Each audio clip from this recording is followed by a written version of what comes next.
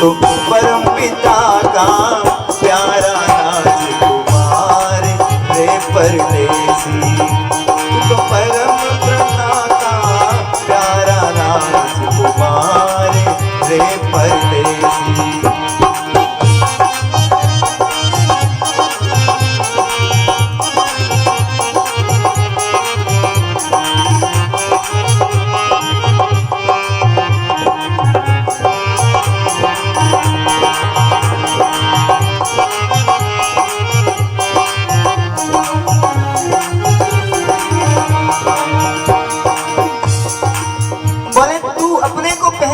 पूज्य मामा जी कह रहे हैं, बोले अपने स्वरूप को पहचान, तू शेर का बच्चा है, तू शेर ही है।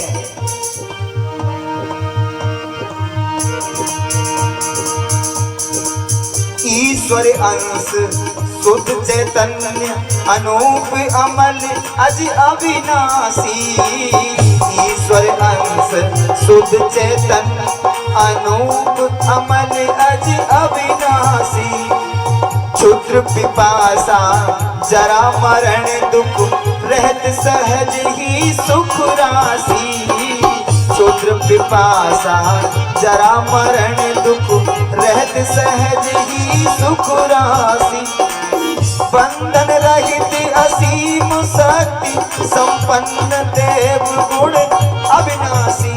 एक शब्द सुनने लायक है, ईश्वर अंश है तू, ममैवांशो जीवलोके जीवभूत है सनातन। भगवान का अंश है ये प्रत्येक जीव, हम उसके अंश हैं, हम उसके बालक हैं। ईश्वर अंश शुद्ध चैतन्य है, शुद्ध है, कभी हमें खोट नहीं हो सकता, हम खोट मान लेते हैं। शुद्ध चैतन्य अनूप अमल अज अविनाशी, हमारा हम अविनाशी हैं, जैसे हमारा पिता अविनाशी ऐसे हम भी अविनाशी हैं, हमारा नाश नहीं होता।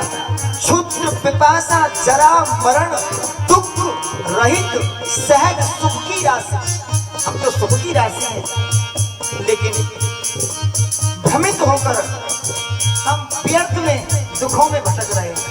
हम अपने स्वरूप को पहचाने।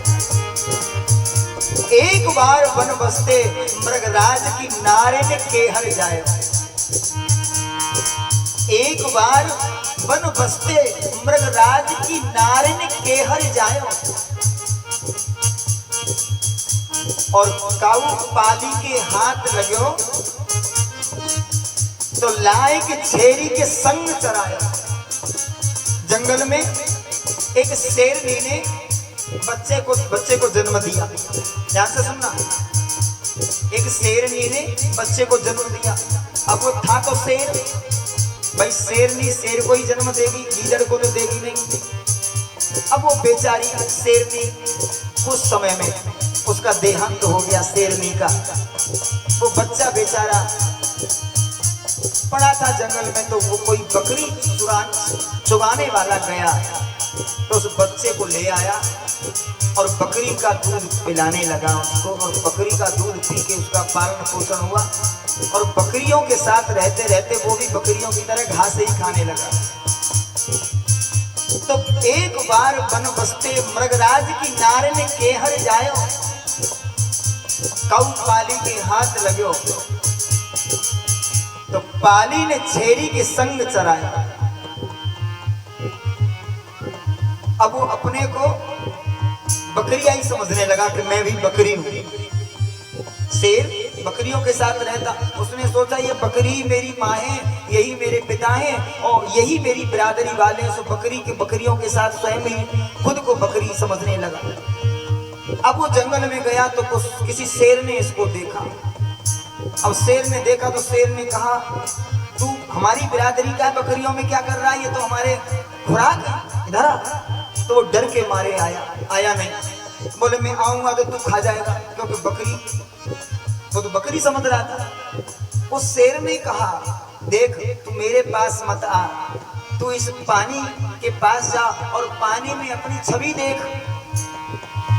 और जैसे ही वो शेर पानी में जाके उसने छवि देखी तो छवि वो शेर था, उसने उस शेर को देखा, फिर अपनी छवि को देखा, फिर उसको देखा, फिर अपना प्रतिबिंब देखा और उसकी समझ में आ गया। बोले भाई हम तो तुम्हारे जैसे हैं। बोले बिल्कुल, हमारी तुम्हारी एक बिरादरी, आजा, हम भूल रहे हैं।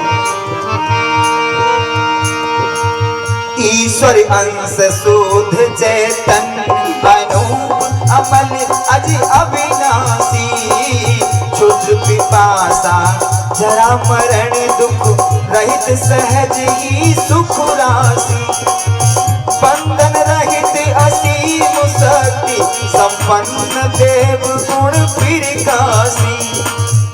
बंधन रहित हम किसी बंधन में नहीं बन सकते, लेकिन हम स्वयं बंधन में हैं। असीम शक्ति है परमात्मा में। कितनी शक्ति है?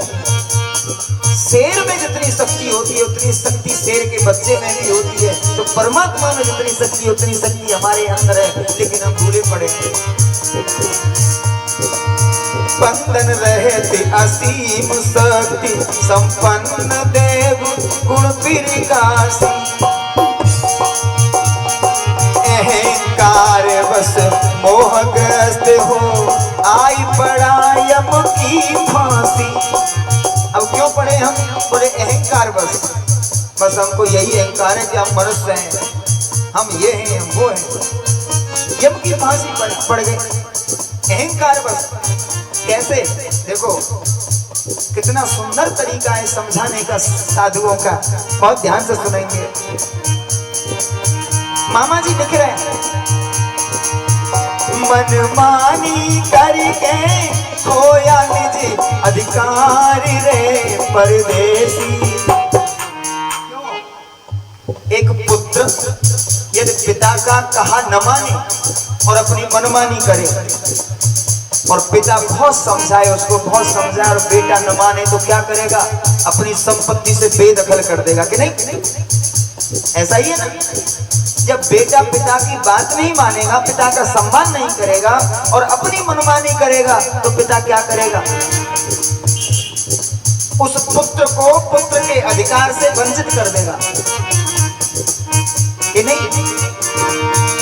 मनमानी करके खोया निज अधिकारी रे परदेसी, तू तो परम पिता का प्यारा राजकुमार रे परदेसी, तू तो परम पिता का प्यारा राजकुमार रे परदेसी। क्यों बना भिखारी भटकत रे परदेसी, क्यों बना भिखारी भटकत कारी रे परदेसी, तो परम पिता प्यारा राजकुमार रे परदेसी, तो परम